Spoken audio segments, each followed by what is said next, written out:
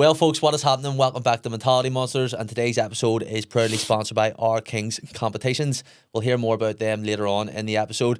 As well, we are running our first ever giveaway on Instagram. So 5 prizes to be won. We have got the Galgorn voucher for £400. You may like that. And then there's a £300 cash alternative if you don't want that voucher. And then there's 4 other prizes. So there's a good chance to win. All you have to do is go onto the Instagram page, follow the page, share the video, tag 3 friends. It's as simple as that. It's all free. So you may as well just get on it. Today we are joined by Caine Agyarko, 17-0 at the minute, fought twice in 3 weeks, about 3 weeks ago. So very, very close. And as well, he is the current WBA International super welterweight champion. Brother, thank you very much for coming on. No problem at all. Thanks for having me. Absolute fucking chat, man. Been a long time coming. I know, but it's my fault. Every time things come up. I know, That's how it is. And do you know what? I'm one of them people, like I always say to people, I don't like planning stuff because there's always something. Then you look like a bit of a dick having to cancel it, but I cancelled with you 2-3 times. Here it happens though. We're here. I was just like, once that last fight got agreed, I was like, right, I don't think of anything doing. I'm like, I've got the podcast. He's gonna think I'm a dick. Stuff happens. Stuff comes up. Like it's fucking can be a pain in the arse, like for the person at the time. But yeah, sure, like it is. It is what it is. We're here now. We've got the episode. Fucking great day outside. Big man's rested and recovered. How are you feeling after the 2 fights in the week? Yeah, feeling good. Obviously my body was a bit sore a couple of days after. My face was a bit bruised and swollen. I saw that. Yeah, but no, yeah, I'm feeling good. Good to get a bit of activity and back out. And obviously, last year I was very inactive, and I said that I want to be active this year. And I didn't think I'd have 2 fights within the space of 2-3 weeks. So it's good to start the year off well. 2 good wins. Stepped in on late notice to fight Ryan Kelly, and kind of just took my chance, my opportunity, and yeah. How does it come about in terms of the late notice? So do they contact your agent or contact you and just? Yeah, they contact my manager. Say there's an opportunity here. Someone's pulled out injured. Obviously you'd like a bit more notice than 10 days, but thankfully I was just coming off a fight and I'd come home, but I hadn't been out drinking or eating crap or anything like that. So I got the phone call and I was straight back to Liverpool to prepare for that fight. See, after like your weigh-in, where's the first place you're going for grub? Nando's. Every time. Everyone's like Kakachi said there yesterday. Nando's. I know fighters that don't, but I'm a bit superstitious with everything with boxing. So like I have to have the same routine. Like my nutritionist will tell me what I'm allowed, so I'm not allowed to eat for like an hour after the fight. So it's just about getting fluids back into your body, an hour after the weigh-in. It's about getting the fluids back into your body, rehydrating. Then it's straight to Nando's, and then I'll just be hydrating throughout the day, eating like a load of crap to kind of get the good sugars and stuff back into my body, and then Italian that night. See, for super like welterweight, what is that? 69.8. 69.8 for a 69.8 kg fella. I know. You're fucking massive. I know. Do you know what? It's genetics are fucking well shaped. Like you're rounded, everything. Like I used to fight at middleweight, which is 72.6, and it's just a bit too small for it. Yeah. And I would still say I'm a strong light middle, but I'm small in height. You know what I mean? Yeah. But thankfully I make it well enough. Not too do you think you'll move back up a weight class soon, or not until I win a world title? Nah, you're happy enough at this highest weight? I make light middle easy enough, so win a world title and then maybe move up. When do you think the opportunity is going to arise for a world title shot? It can't be too far away now. I'm number 4 in the world. I have a tough fight next in September, so get that out of the way, win that, and then Where's that? It'll be in Belfast. In Belfast? Yeah, Crocker Donovan on the card. So Letha. Be unreal. So big night Belfast. Hopefully get a good win and then push on the world honours. I mean, after that fight, I should move up another space or two. And, and then hopefully a world title eliminator. Speaking of the Crocker and Donovan fight, what do you think about it? Yeah, listen, both lads are friends of mine, and Crocker's a real good friend of mine. I grew up together and boxed together for Holy Trinity, so I'm always going to be siding towards him naturally, do you know what I mean? And they're both great lads, great fighters, and the first fight, Paddy showed real class, and listen, he committed a couple of fouls, and I thought it was the right decision, do you know what I mean? It's unfair on Crocker to lose a fight the other fighters probably unintentionally used his head and elbows and then hit him after the break. But Paddy was winning the fight, and I think Lewis needs to change some of his game plan for the next fight, which I think he'll do.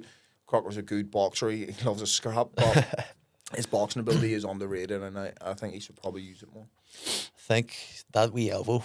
Yeah, there's no denying that. There was no denying that. But I don't think it was intentional. I think he was just trying to like guide him away with his arm elbow.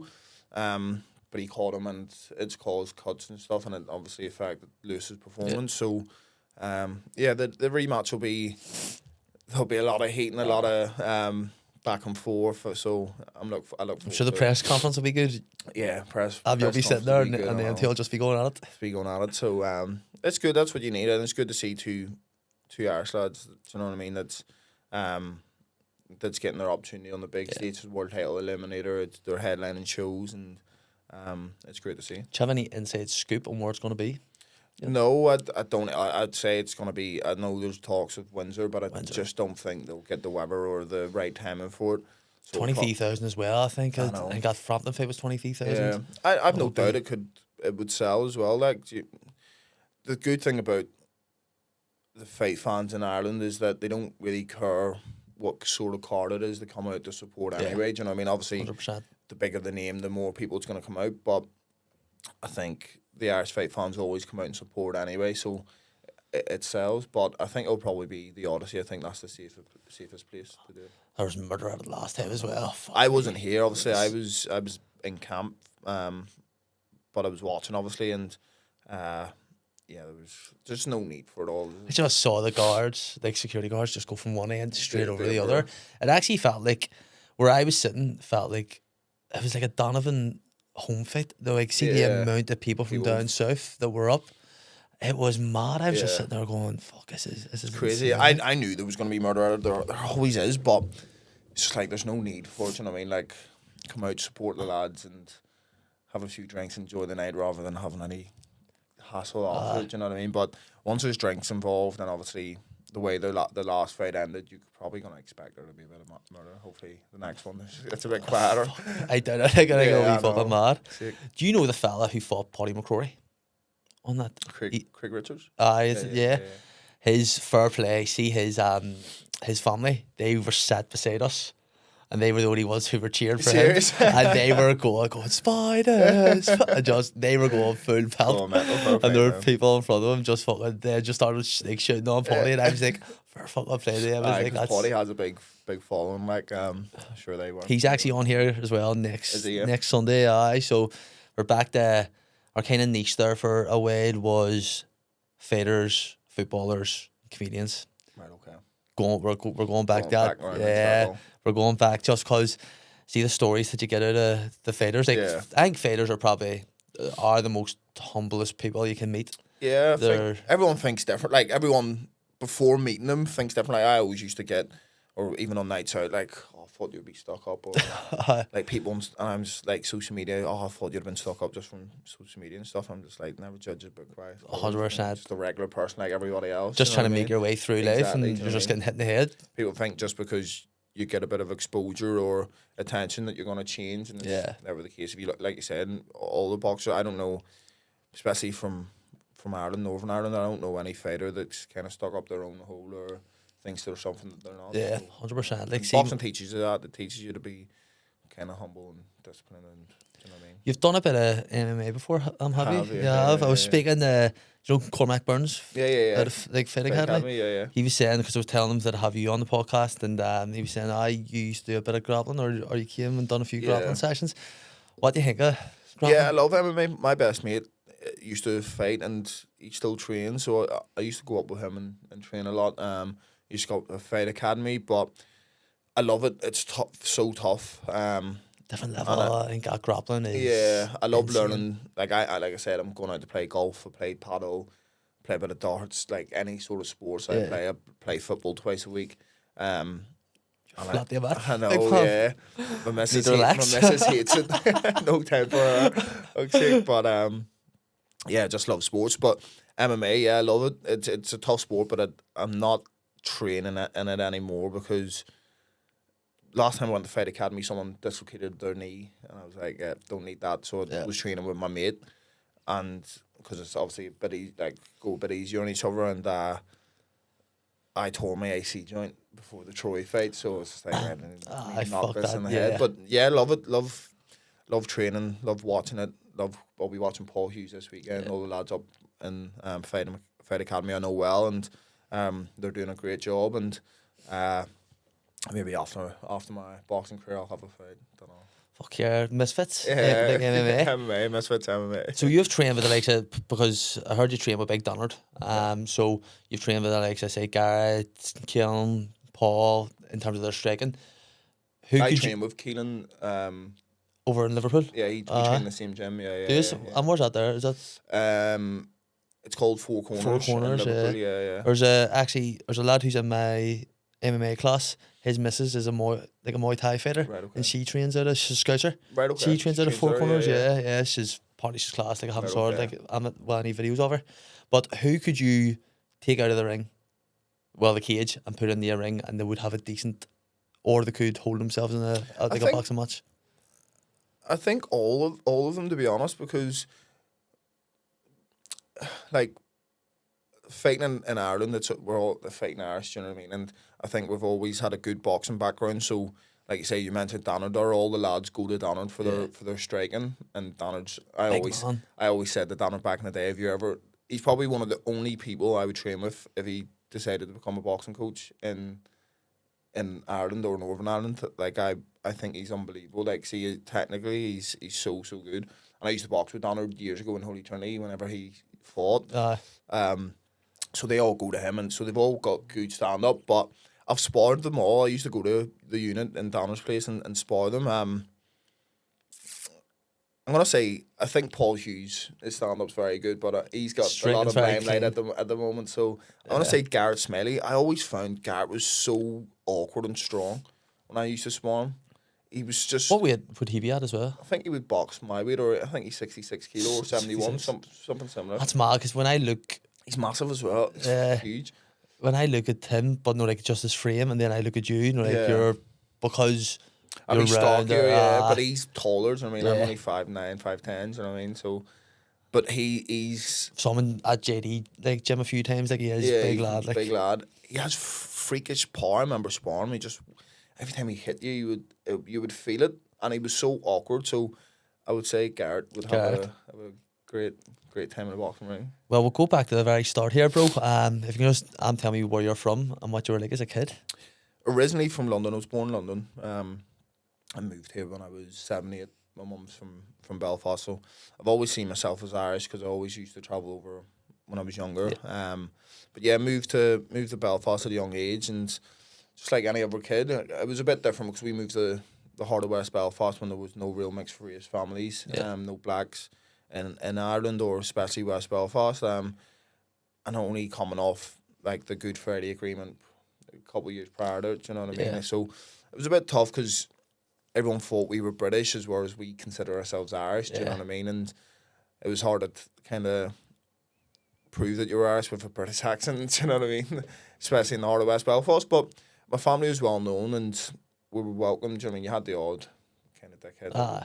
You get them everywhere. That runs about with a bit of racist comments or calling us British or whatever else. But I had a good upbringing. How long was it until you lost your... It wasn't long. London accent. No. It wasn't long. No, I think I'm playing this straight in, trying to. Well, yeah, that's happening. Yeah, trying to fit in. But yeah, it wasn't long. I think I had a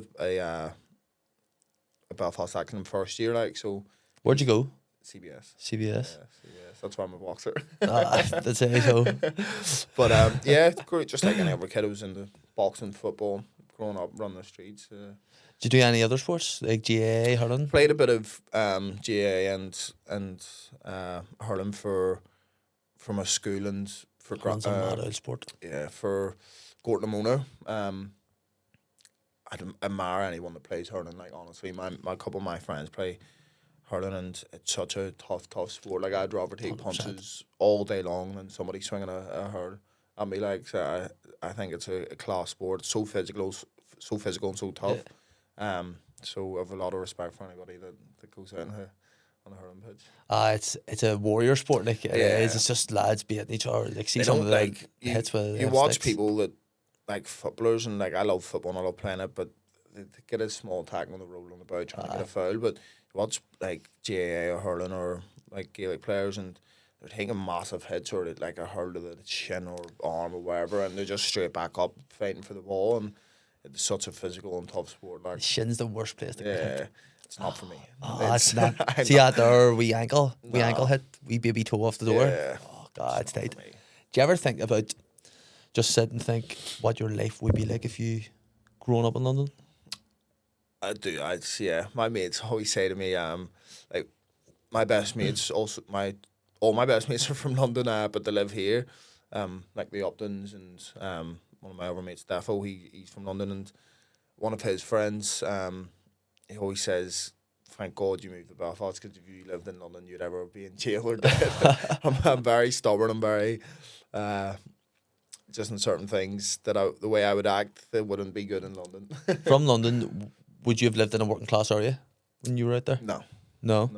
Okay, well, I lived in a rough area called Croydon, South London, so it was very rough. And even now, like whenever I would go to my cousin's house, if I'm in London, where I lived, the street I lived, which is like 3-4 streets away from them, they wouldn't even walk down it. Serious? Yeah, It's that even bad? now, like the grown ups were like, yeah, don't walk down there. So come from a tough kind of rough area in London. Do you support Palace? No, I support United. United? Oh, fuck's sake. Yeah, not who you Liverpool. Liverpool, I knew yeah. you were Liverpool. You could just tell. You can. But you can tell 100%. Like, it's fucking bad. But growing up in West Belfast, there's a lot of, like, as you say, it's post Good Friday Agreement. There's kind of a lot of stuff going on. And then you're kind of thrown in this new culture and a new way of thinking, and people are questioning, even at a young age, your identity and stuff like that there. Did you ever get caught up in any of the kind of antisocial behaviour that happens in them days? Like, 'cause me and you're the same age, like, so I would say we've kind of, and I'm from Ardoyne, you're from West Belfast, so it's kind of, I would say kind of the same type of areas and stuff like that there, and it's very easy to get led into certain situations and scenarios. Were you ever involved in any antisocial behaviour or rats, anything like that? When you were kids, like I remember, like I lived in St James's, so I remember like It just gets worse. yeah, It I just know gets it worse. does. You'd be running about and you'd be. I was never in any like rats or like causing trouble in the Yeah. streets. I'd never bring trouble to the door, like fall any trouble with police or anything like that. No, but you're running about and you'd be messing about like and up to no good, but nothing major, like nothing. Was all your mates involved in boxing as well? when you were growing up? No, some of them, yeah. Like I grew up, the older kind of generation from St James was like Roy Dalton, D Walsh, you know what I mean, stuff, people like that who were boxers, Paddy McCrory. So they were all boxers from the community, but anybody that I run about with the younger generations weren't really boxers. No. What got you into boxing then? My uncle used to box for Holy Trinity. My family's from Turf Lord, so my granny's house is literally facing Holy Trinity Boxing Club, and I was just in seeing my uncle one night, and my mum took me and my brother over to Holy Trinity just to show us where my uncle used to box, and just from there I put a pair of gloves on.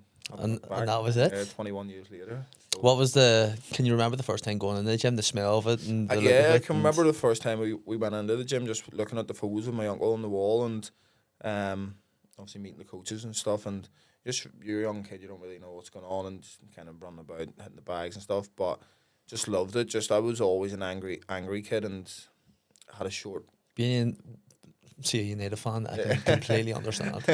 Well, they were all Back like in when we them were days, growing up. When we were back in growing them up. days we were doing well, but yeah, I had a short fuse and kind of had a lot of anger as a kid, and it was good to join boxing. Why was that? I don't know. I was just always an angry kid. always. Kind of slowly melded out. Storm and Norman. Yeah, melded out as I got older.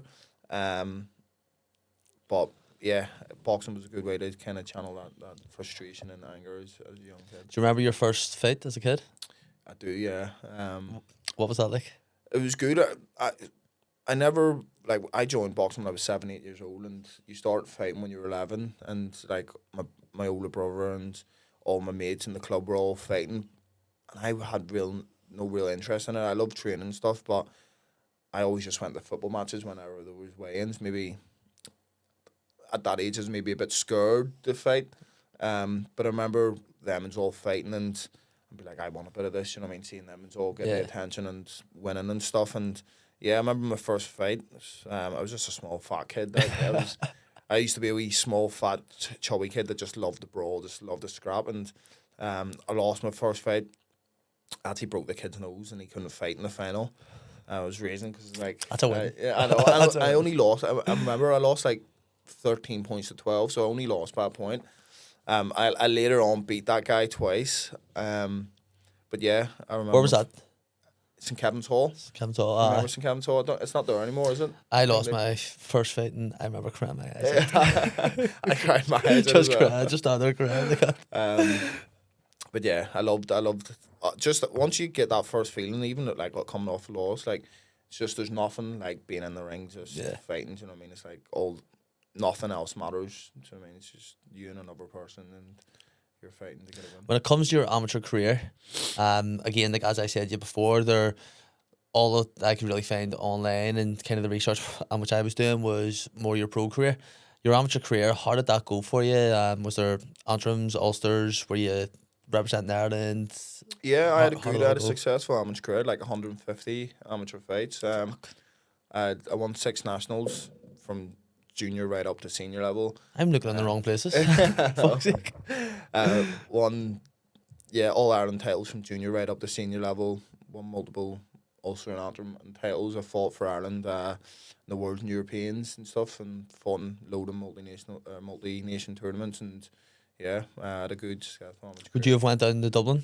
Yes. Yeah. I used to go down to Dublin Tuesday to Friday every week, training in the high performance team. And even at a younger age, used to go down every Saturday for high performance or training camps and stuff like that. So. Would you have paid for your way down, or did you have to make that down yourself? You had to make it yourself. At the end of the year, you would get like travel expenses. So you get a few quid, but it was nothing. It was nothing major, like, but covered something like. How did it feel going down there as a northerner? It's something which I always ask the boxers which I've had on, like, just because you kind of hear that because I would say on the island of Ireland, Belfast has the best boxers, like it's throughout the history. What's it like actually going down there? Because some people call it up here, you know what I mean? It's the north. You're always seen as a bit of an outsider, but it never really affected me because I've always been felt that I've been an outsider, obviously coming from London and stuff. So, obviously, like I used to go down. There used to be like Jason McKay, Brendan Irvine, and Kurt Walker and stuff like that. People from the north. So you're kind of in your own little clique, which isn't really right because you're meant to be a team. Yeah. But you just kind of stick with who you know, and I think though. At the underage levels, like junior, schoolboy, and youth, you're kind of like that, sticking just with boys from up north or stuff like that. But once you're on the team for a while, everyone just gels in together, and there's no real issues, or you're never really seen as from up north. There is a bit of slagging back and forth, but there's no real nobody really kind of holds that against you. If you love the thrill of winning big, then you need to check out Our Kings Competitions, the UK and Ireland's top spot for incredible praise competitions. They're giving you the chance to win luxury cars, dream holidays, top tech, and even life-changing cash prizes, all for a fraction of the cost. And what's the best part of this? Entering is super easy, so you just need to go on, select your competition, grab your tickets, and then you're in for a shot at winning big.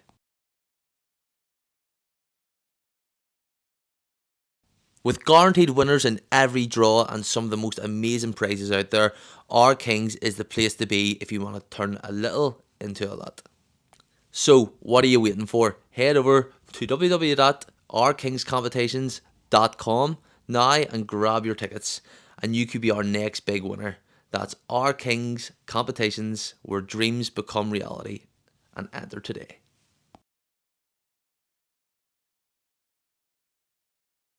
The Worlds and the Europeans, how did you get on with them? Was it gold medals, silver medals? No, I never medalled at the Worlds and Europeans. I always got the toughest draw. Like in the Europeans, I beat Romania, and then I fought Ukraine, who went on to get a silver medal in the Europeans. He beat me by 4 points.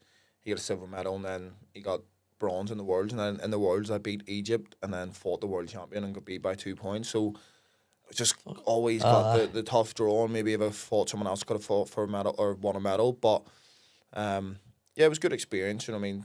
You always want to be testing yourself against the best. Unfortunately, I didn't medal the World Europeans, but at that stage, like, I had very little experience, even like in Ireland. Like, I'd won the novices in the same year that I'd went and fought in the World Championships. You know what I mean? So it's a big step up. it's a massive step. I had very little fights.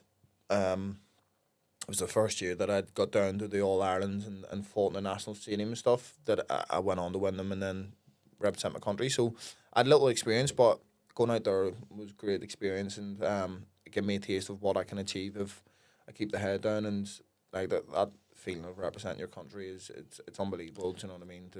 Especially at such a young age. I was What only age were you? 14?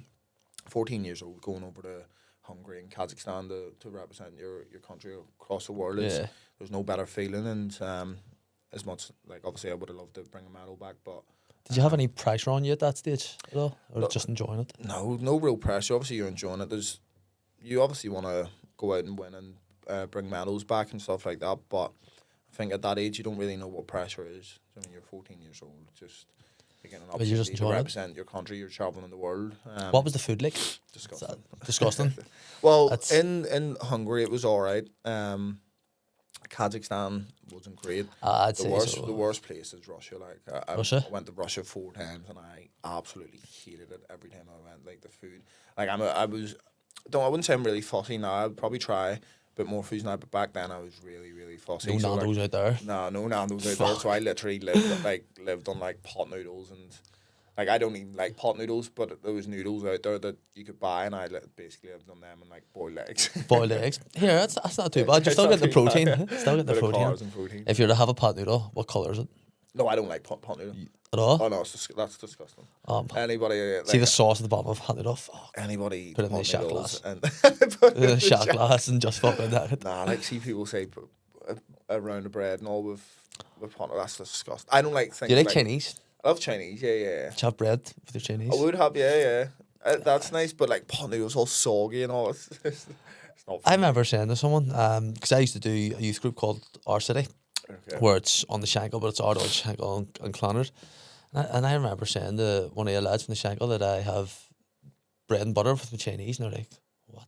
They're like, what the fuck do you What's have? going It's on? just like, well, like, it must be a culture thing. Must be Catholic. It must be a Catholic thing. Like, it's fucking madness. I was just like, and then you hear about the toasters and all and stuff like that there. It's like, I go into my girlfriend's house, the toaster is in the cupboard.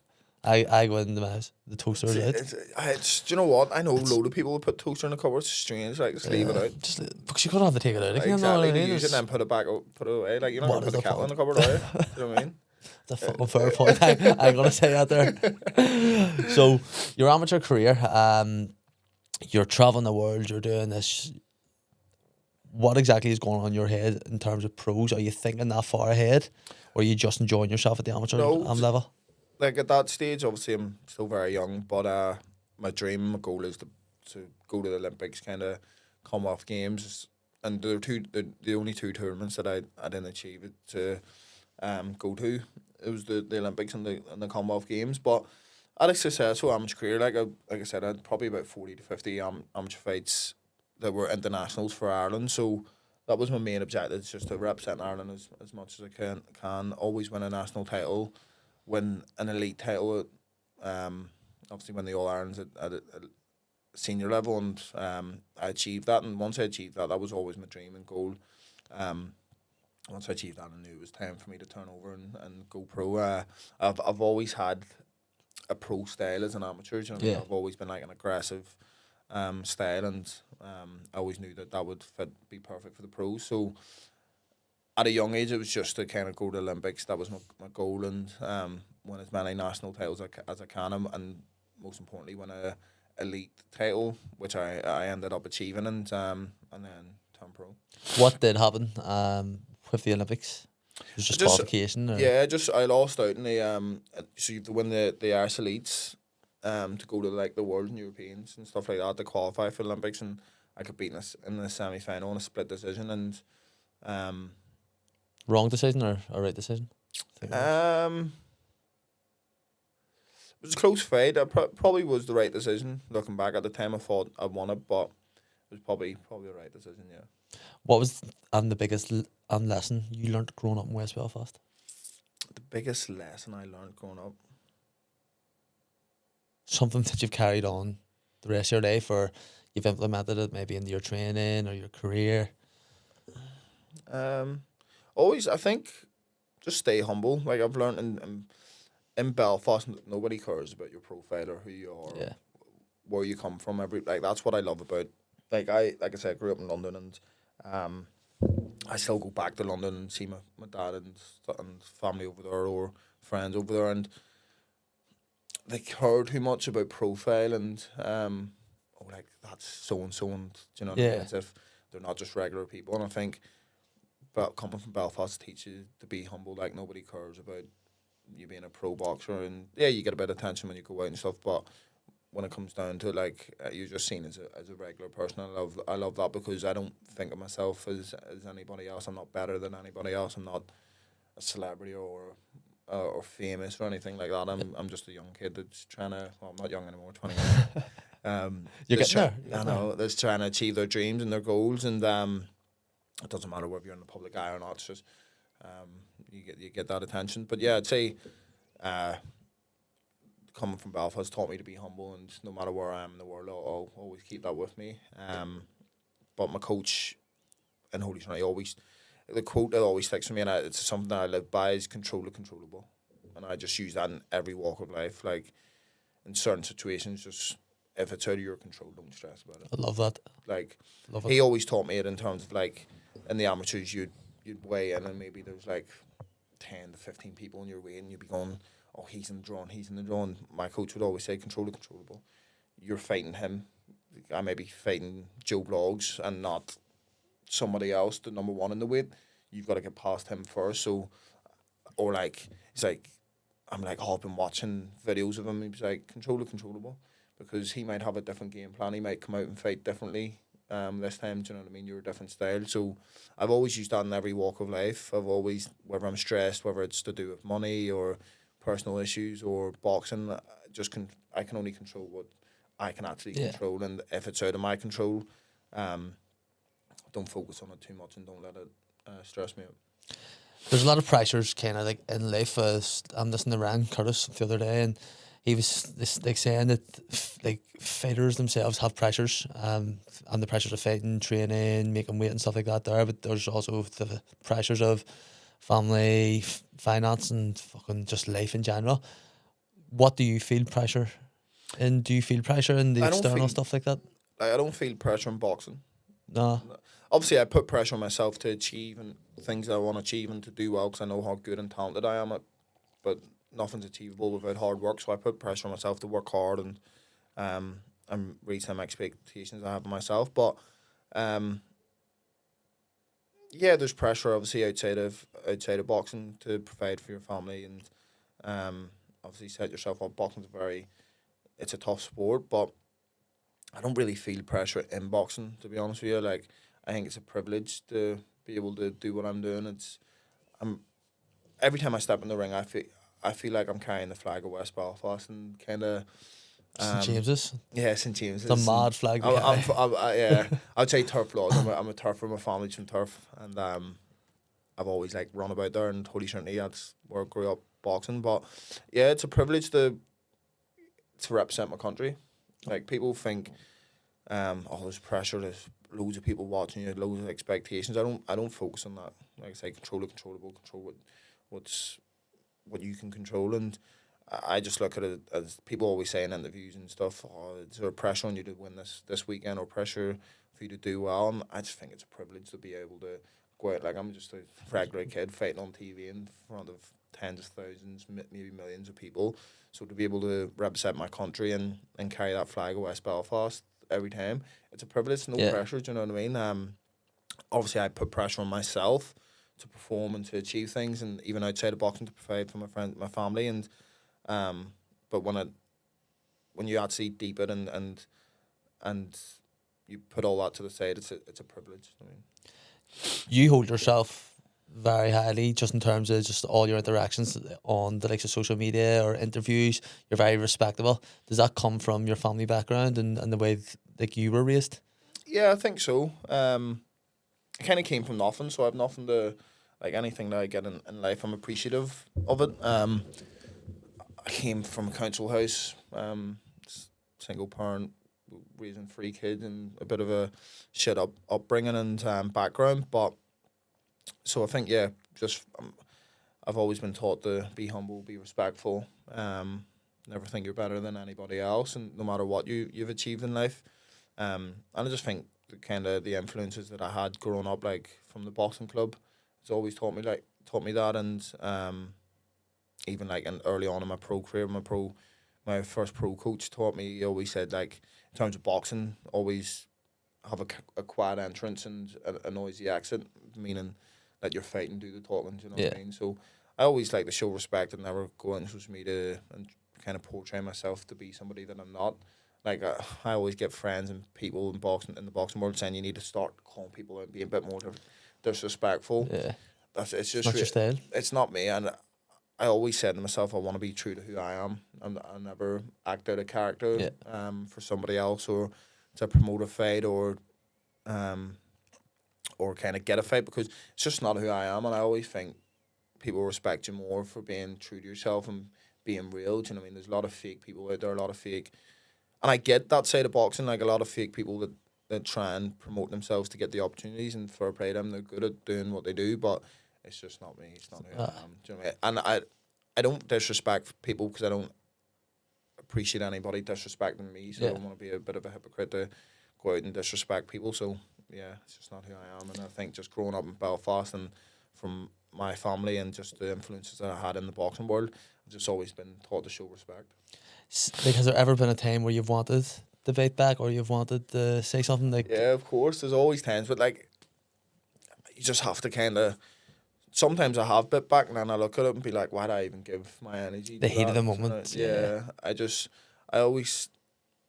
like to let my boxing do the talking. I've always said, like, for the Troy Williamson fight, he did a lot of talking, calling me out for months and months, and disrespectful comments and stuff like this. And I said in the press conference, like, I get it, like, closed mouths don't get fed, but an open mouth will get your jaw broke. So I'm going to sit here and be respectful and keep my mouth shut and do my talking in the ring, and ultimately it paid off. Do you know what I mean? I went out and won, and I think people think that you have to go out and trash talk and, so I mean, hype a fight up, but you can go out and put a performance on that speaks for itself. Do you know what I mean? What ended up happening between you and Eddie Hearn? Nothing happened. Like, there was no fallout or anything. It was just I was at the end of my contract. I think he probably didn't believe that I wanted the big fights, or thought my team were a bit cautious on taking big fights, and there wasn't near enough a contract there to be signed, and we just went our separate ways. Thankfully now I'm back fighting on Eddie's shows. Obviously my last fight was on the Matchroom show, and my next fight will be on the Matchroom show. So, yeah. Is he a sound like Gaelic? Yeah, he's alright. He's sound. Yeah, I've no issue with Eddie or Frank Smith. No problems at all. Seems to be like his own. He's just his own partner, like his own type of person. Like, so he just, the way he comes across as like his interviews and stuff like that. There, like, I think he's entertaining. Like, I do enjoy watching his stuff. Like, cause see that out of context. Somebody have stuff. Yeah, no. Listen, I've no issues with him. Like, Frank Smith's a gentleman, and so's Eddie. I've never had any problems. Obviously, people from the outside not knowing boxing probably look at it being like, oh, he's been dropped, or they clearly don't rate him or whatever else, but it's not the case. And anybody that says on social media, like, I just let them say it, because I'm gonna go back and forth with you over facts, over things that I actually know. I don't really care about your opinions. You know what I mean? So, it was simply that my contract was up. The Troy Williamson fight was the last one on my contract, and we just didn't renew a new one. See, when it comes to boxing, not just with your career, like, this is just like boxing as a wider federation or the wider community. Is there like a lot of politics in boxing? Yeah, I would say a lot so. of favouritism, politics, and stuff like that. But I think that's in every sport. Yeah, do you know what I mean? There's a lot of politics in every sport, and every sport's corrupt. But it's actually, it is mad, the levels of corruption in certain sports. Like, it's fucking. Boxing's one of the worst for. Like, it's like the judging or refereeing and stuff, and people getting opportunities just because of who they are or who their fathers were, or do you know what I mean?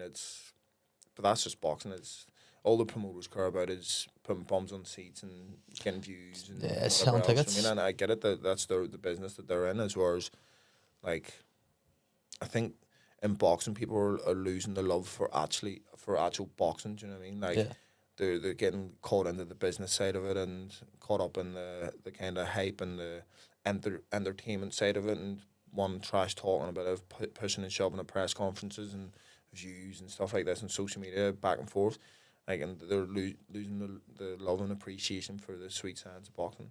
They got you back and Ben fight. Fuck me, I was phenomenal. Like, I was great scrap.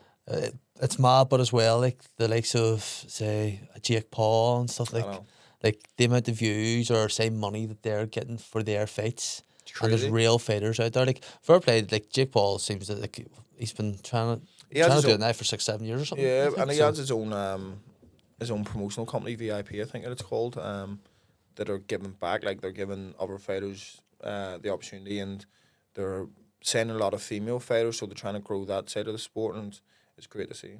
As much as Jake Paul's a donut. And do you think he could ever fight an actual boxer? Like, because he's fought these UFC, ex-UFC he could stars. Fight one, but he won't win. Like, I think he is getting better with every fight.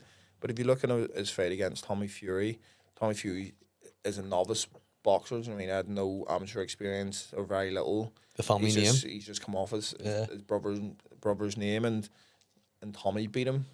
Do you know what I mean? So, and that's a novice boxer. That's somebody who's very little experience. So if you're talking about like contenders or people that's top, I don't think he'd beat someone that's the top 50 ranked in the world. Do you know what I mean? So he had to win that fight, Tommy. Yeah. Had to, like, it's had to for the boxers, big time. But I think Jake's getting better with every fight, and I think he does. He looks like he trains hard and he's willing to learn. But I just don't like the disrespect that he gives to actual pro boxers. But again, I get it. That's what the promoters and that's what the broadcasters want to see. They want numbers. You know what I mean? That's what brings money in for them. And so I get that side of boxing. So, take me back, the multi-nations tournament, Paris. You win gold, you come back, you're out in Belfast, and just the entire... is it one of those days that you can remember everything of, or is it a bit blurred? No, it's a bit blurred. Obviously, I was just back from Paris, won a gold at a tough multi-nation tournament. I was just out kind of celebrating, but I wasn't drinking because I was meant to be fighting against America the week after. Left Thompson's, everything always happens in Thompson. Left Thompson's early enough. Went round to McDonald's, get some food, and as you do, yeah. A group of lads just started an argument. They'd for a McDonald's cup that had hit me and went over somebody that I was with, and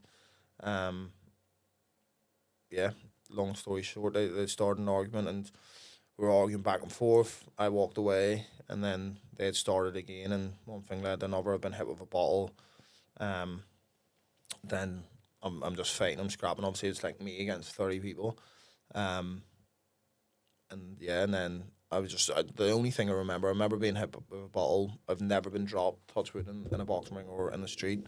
I remember just hitting the floor and just thinking, if I don't get up, like, I'm dead. Like, he's going to kick ahead of me. So I got up and chased him. Like, everyone be like, why did you chase him? Why not run away? But I used to think about it, like, there's 30 people under me. If they've started for no reason, so if I run away, they're going to attack me anyway. So it's just fight or flight mode here. 100%. So as a boxer, you have pride and ego, and just as a man, do you know what I mean? Like, in that situation for me, the only thing was to defend myself and fight, and I've chased them and don't know how I've caught them, to be honest with you.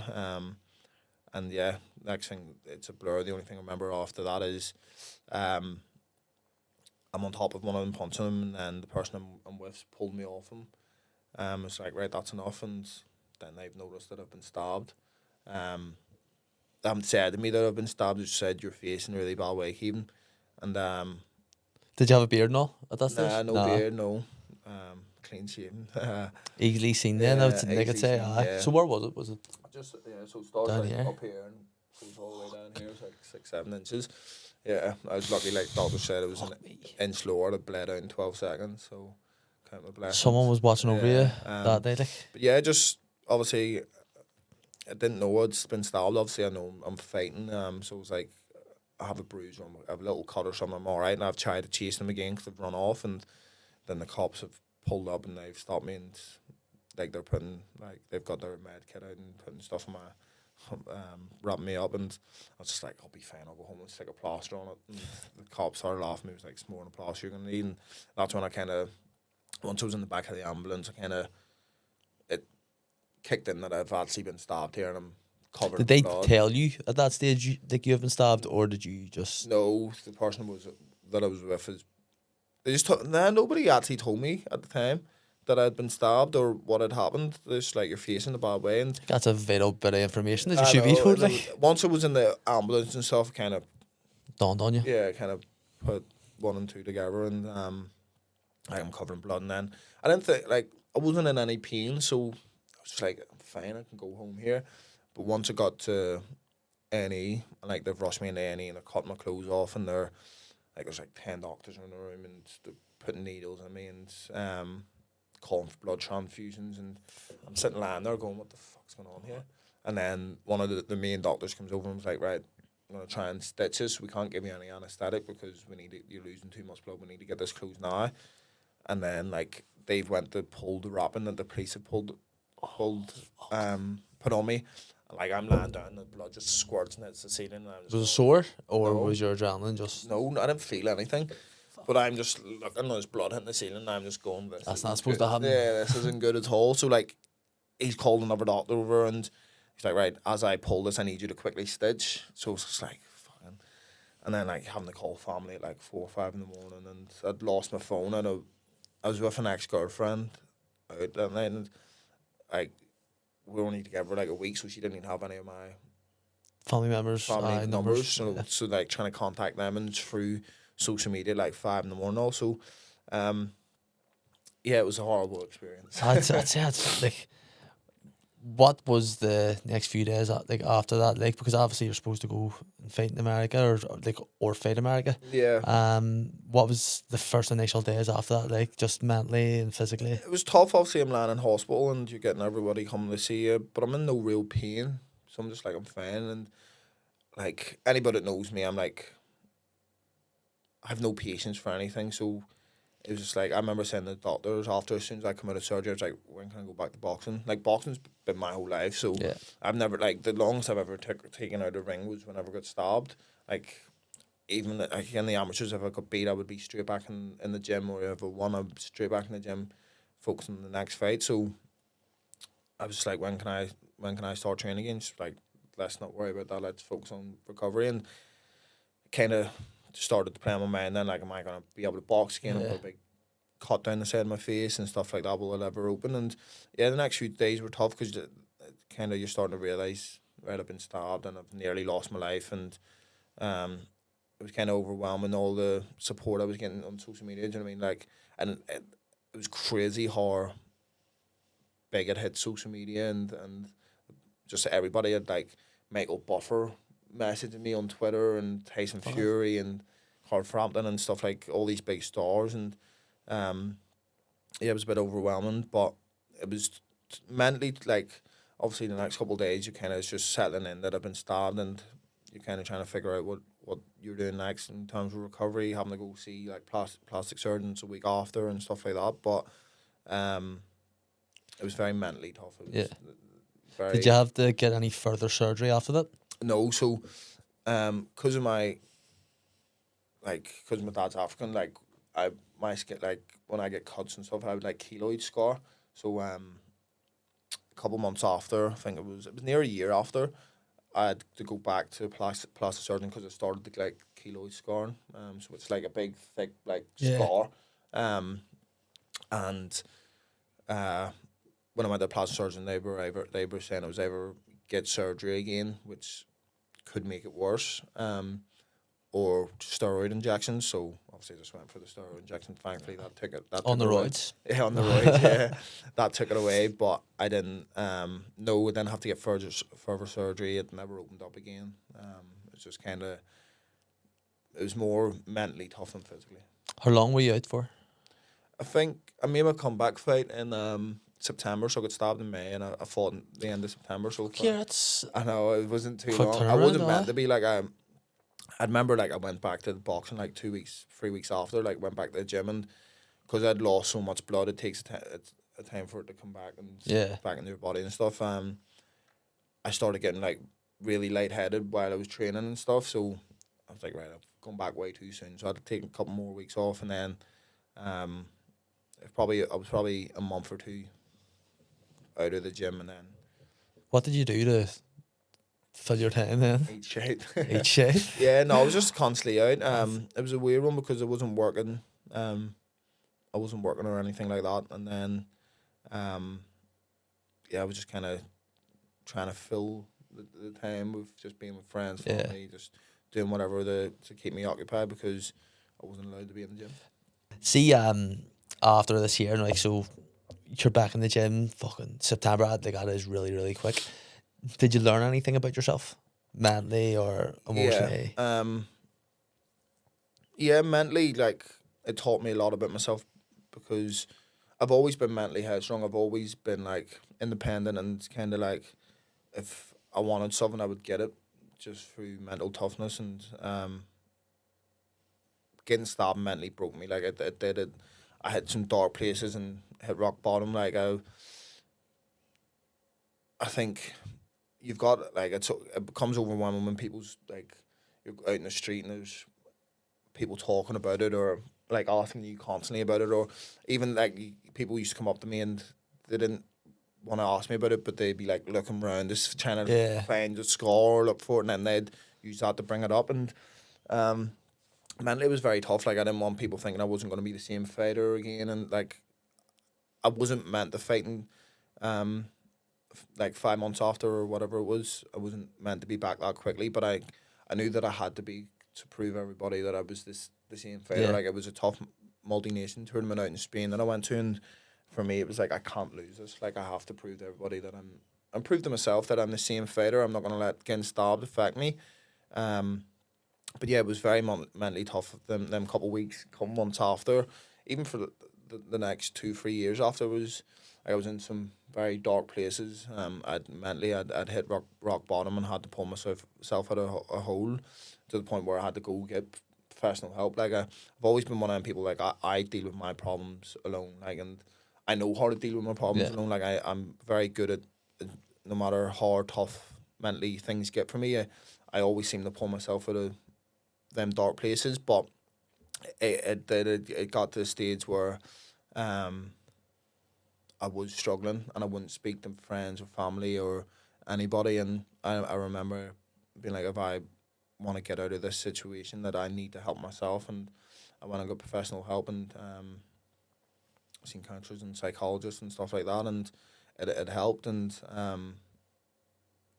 thankfully, it taught me how to learn with my problems and the issues that I was going through. See, at the start, when you first went into the, like, psychologist or, like, or counsellor, were you reluctant to open up Yeah, at the start? because anybody knows me, like, I'm really closed off. Like, I don't tell anybody my problems. I deal with myself, and it's something even now, like, even with my missus now, like, I just don't tell my problems Yeah. or like, it's just who I am. But I didn't really. Your pride and ego starts to kick in as well. Like, if I'm meant to be this man and this Yeah. boxer and have an image and whatever else, and then you go on and kind of telling some of your problems and why, like, what's affecting you in life and mentally breaking you. It's very hard to accept that you have to open up to somebody and tell them that you're mentally, like, you've mentally hit rock bottom. Do you know what I mean? And you've been in dark places, and especially somebody that you don't know. Do you know what I mean? So you're sitting thinking, like, how's this person going to help me? They don't know me. They don't know what I've been through. They don't know my story or anything like that. And once you kind of start to believe, it's like anything. Once you believe in something, do you know what I mean? At 90% of the time, it works. You know what I mean? And I had to kind of give my time and belief into it, and I'm thankful that I did, because round about 2018-19, I was in some very, very dark places. Like, even though I turned pro and I was doing well as a professional boxer. I was flying on the outside, but inside I was dying. Do you know what I mean? And it was affecting my life. It was affecting relationships with people, and I had become, I wasn't paranoid or anything. Like, I've always been somebody that like would watch over their shoulder anyway. But even to this day, like now it was 8 years to the 1st of May there.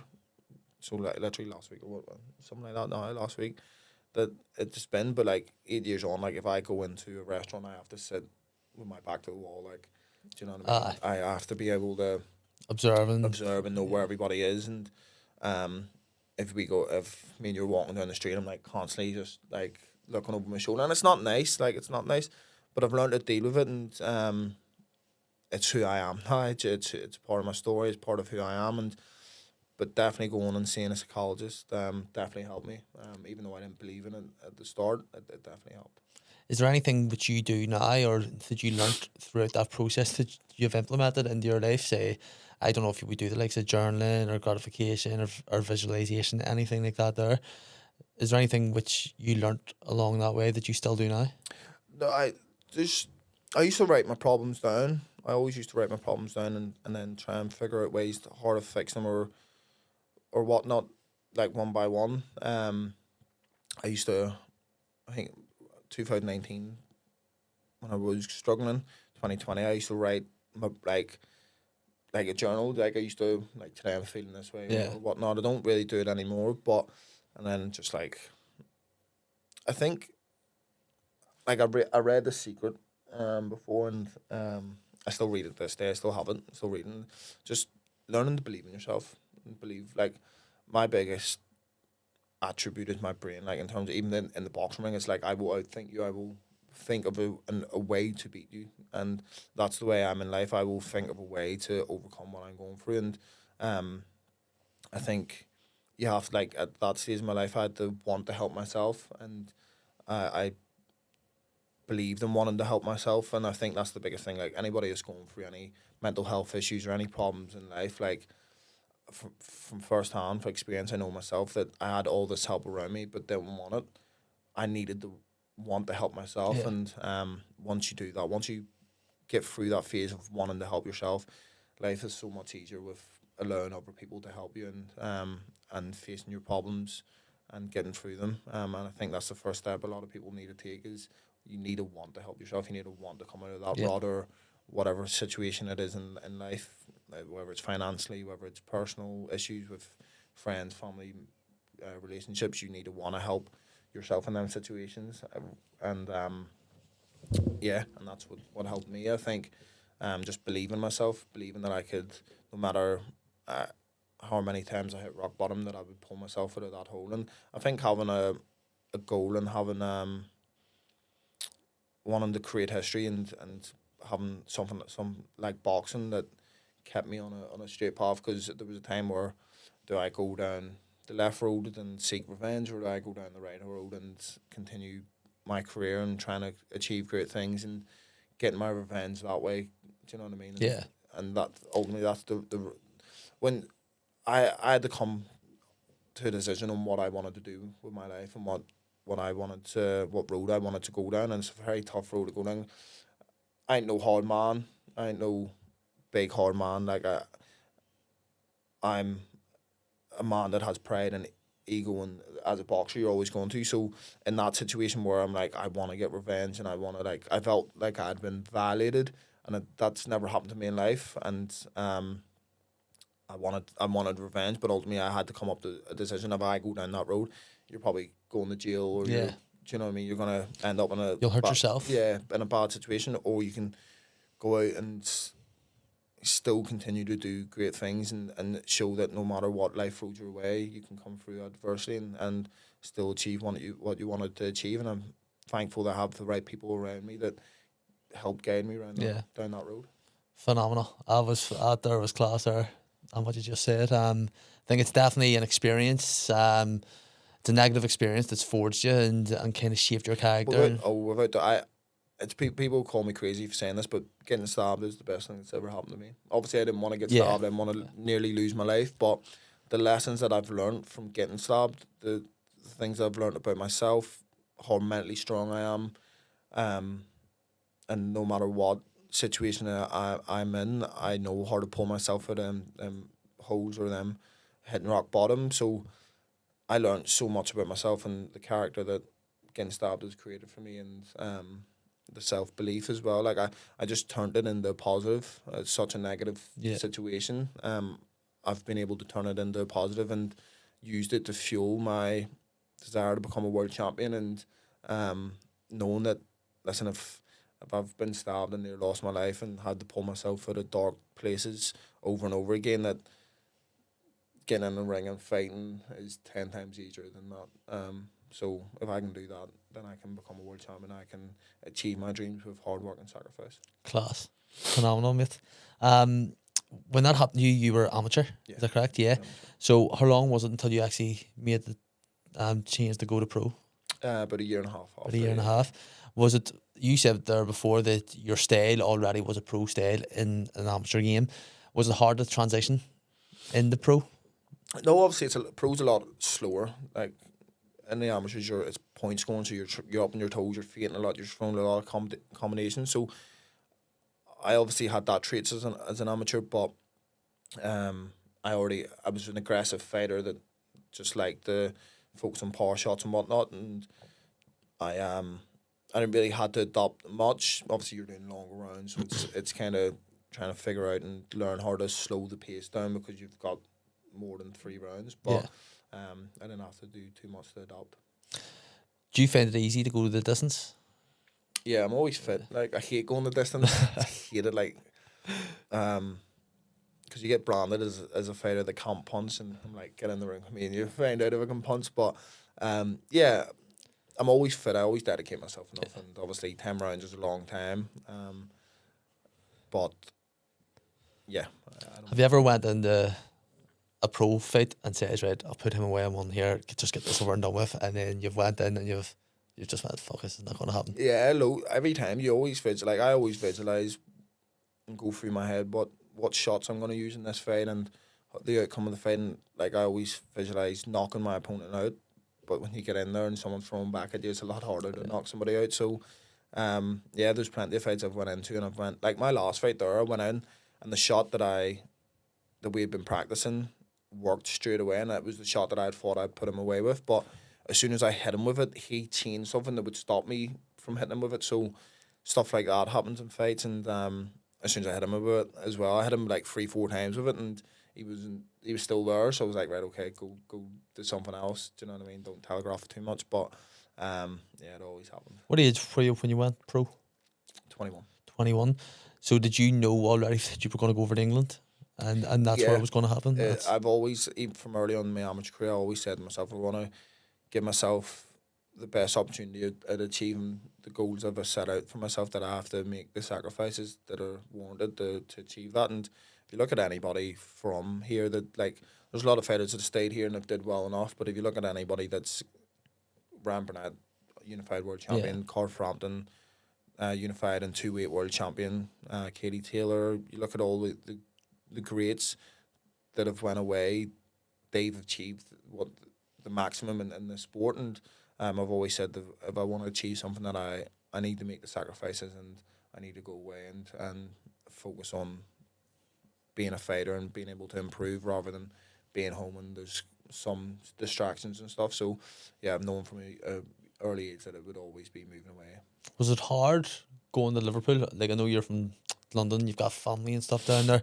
Would you have rotated between London and Liverpool, or would you have just stayed up there in Liverpool? No, so I trained in London for 4 years to start off. So when I turned pro, I trained in London from 2018 till 2022, and then I moved to Liverpool, late 2022. But no, it wasn't hard. Obviously, it was, like, Liverpool's just like Belfast. It's just a bigger Belfast. The people are very similar. The banter, the crack, the city, just very similar to Belfast. Loads of Irish. Loads of Irish there, do you know what I mean? As well as London, it's such a busy city, and hated living in London.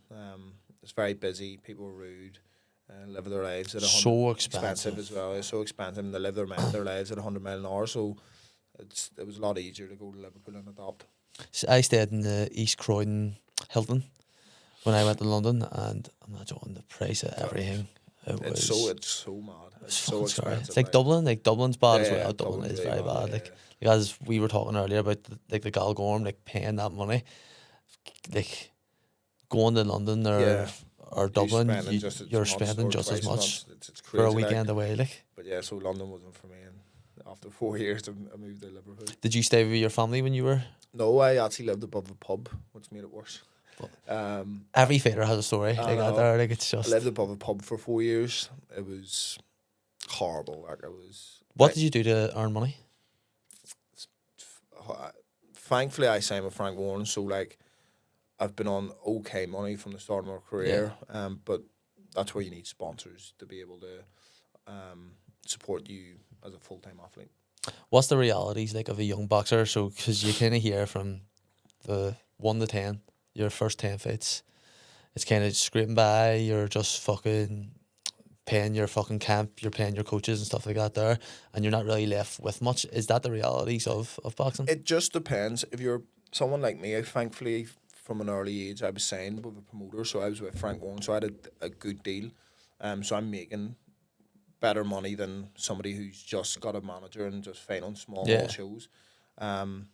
So for me, it wasn't, and I started my career off in like six round fights, so there was no real like building stage, like doing 4-rounders and like my 7th fight I was fighting contenders. Do you know what I mean? So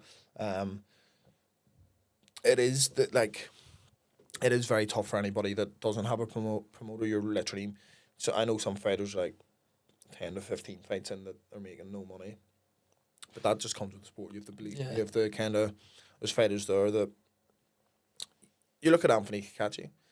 Obviously, like it's late on in his career, but when Anto turned pro, like he was fighting on small hall shows. He was out in America. He didn't know where he was going really, and then he signed with Frank Warren. And even when he was with Frank Warren, the start of his first few fights, he's probably making good money, but not a lot. And then you just get that one fight where it can just change. takes one fight. Takes one fight. It just changed your whole life and your whole career. Like I know Cacace probably was thinking, if I lose the Cordina, I'm done.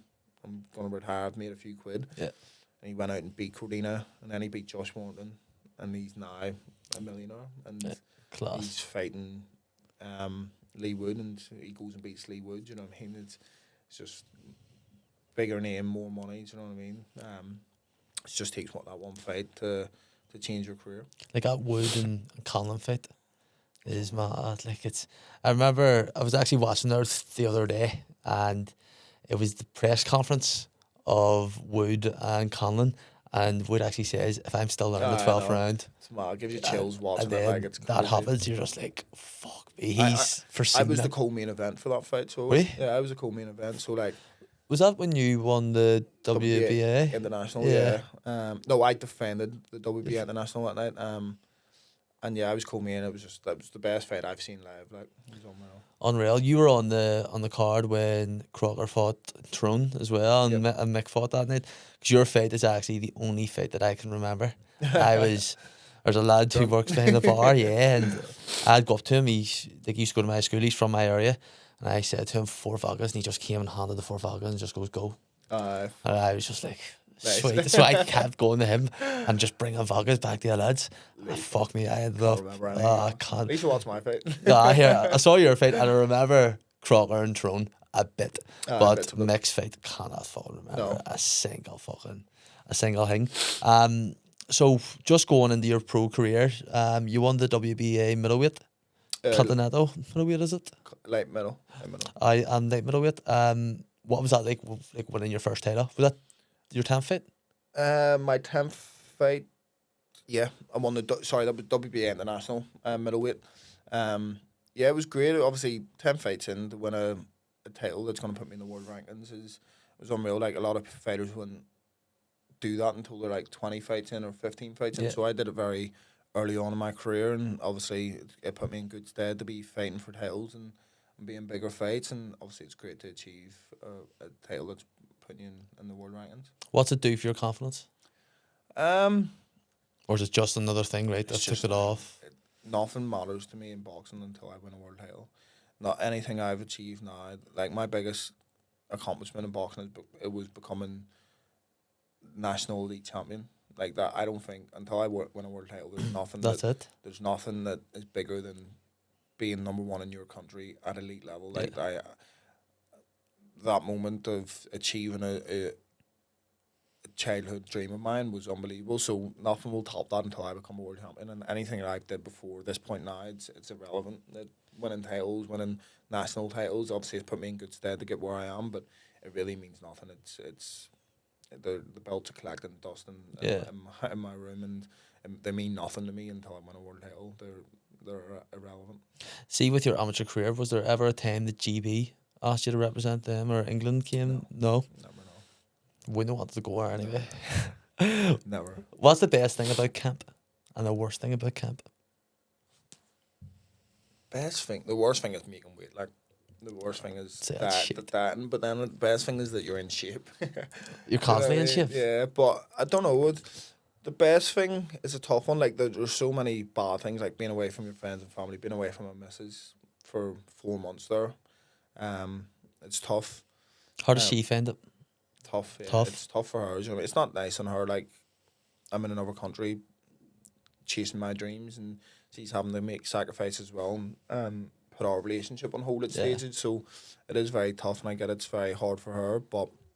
And it's not nice, like when her friends are out with their fellas and they're doing stuff, and she hasn't seen me for 4 months. But it's the price you pay of being with a boxer. Do you know what I mean? It's the sacrifice that we have to make. You kind of forget that as well, because I remember when I went away last year to Lebanon, I was away like for 6 months, and you're going through the training and you're going through the camp and stuff like that, and I was going through whatever I was going through out there. So you're kind of switched off from the outside world. You don't really care about like what's going on back home. You're just in your own world. But you forget that there's the people that are waiting for you, or the ones that like they're just sitting about there waiting. They're the ones that minds are constantly going.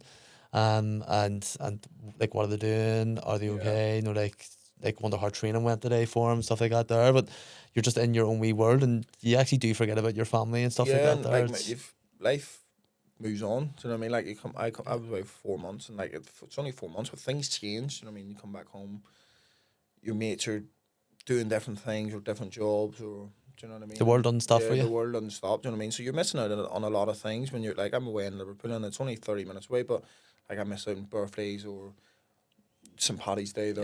Like I've missed out on Christmases before. My birthday's the end of the year, so you have to make a lot of sacrifices, and it's tough. It is very tough, for especially if you're in a relationship. But these are the sacrifices you have to make. I've always say, no matter what it is in life, if you want to be successful, if you want to achieve something, you have to make sacrifices. There's always a price to pay, and nothing in life comes easy, or nothing's handed to you. So I understand that I have to make these sacrifices, being away from my friends and family, and sacrifice my own happiness, and sacrifice personal time with friends, missus, family, and missing meals or birthdays or whatever it may be to achieve what I want to achieve. And the bigger picture is that world title at the end of it. And when I look back in 10 years' time, it will be worth it. Do you know what I mean? 100%. When you've got that world title, they could be thinking it's all worth it. Yeah.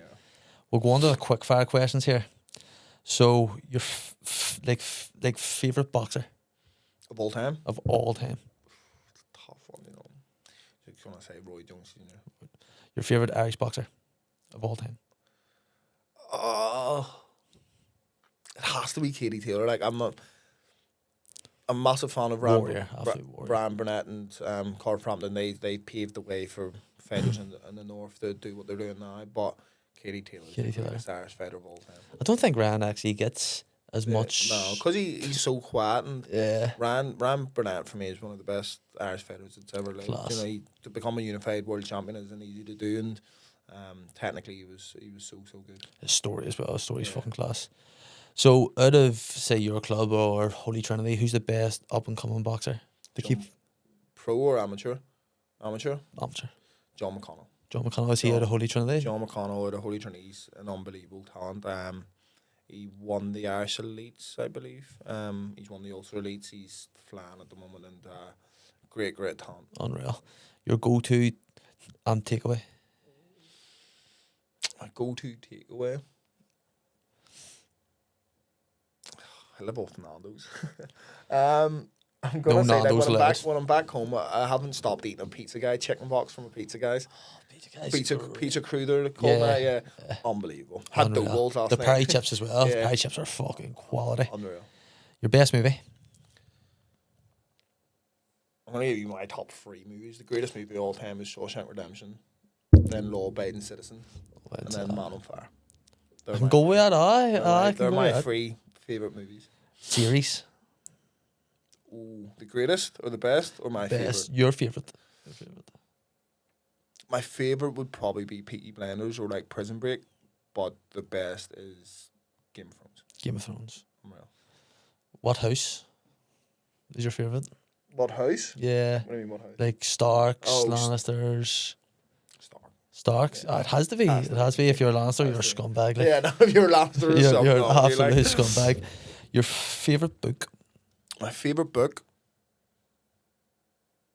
I haven't read too many, but I'm reading The Psychology of Money. So I'm gonna I saw it say- on TikTok. Stephen Yeah. Bartlett. He Unreal. was speaking about it. Yeah. Yeah, I need to. Well, I actually said to her, and we were going in town the other day. We were going to go to Waterstones to get that, and completely forgot. Yeah, I think I was like 13 quid or something. Good investment, I'd say. Good book. I haven't finished it yet, but good book. It's definitely next on the list. Your death row meal. Nando's. Nando's. Nah, I'll probably say 3 courses now with a drink. 3 courses. I would probably say it has to be arancini balls. You know what arancini is? Italian. Oh, anyone that hasn't tried arancini, like you're missing out. Educate me. It's like it's like a little crispy like battered ball, but it has like cheese and rice and like stuff inside it. Yeah. It's like I didn't think I would like it until one of my mates got it, and then I tried it. Every time I go to Italian, like I have to get it. It's great. Unbelievable. So it'd probably be that arancini. Like, am I just gonna go for Italian here? Yeah, probably arancini, chicken arrabbiata, and then ice cream or cheesecake. What kind of cheesecake? Lotus Biscoff. You're one of the first people that's not said wings. Wings? Everyone says wings Chicken as, wings? as a starter. Everyone gets wings. So, now I don't know if you'll know this here, but I thought I'd just fire it in anyway. So the comedians, they do boxing now. Yeah. Who's your favourite, or who do you think is the best comedian boxer? Do you know what? Me and Paul Hughes, referee or judged at the last one in Ulster Hall. I was actually impressed with Shane Todd. I think he was really, really good. Lighting his feet, is he? I'd say, because he's big, skinny thing. Like, so I'd say he comes up to Holy Trinity and did a bit of training for it and stuff, and he actually wasn't bad. So I'd say Shane Todd. Shane Todd. Yeah. We shout out to Shane Todd. Big shout out to Shane. So, folks, that is us done. Kevin, thank you very much for coming on, brother. I appreciate it. Absolute for having fucking me on. gentleman.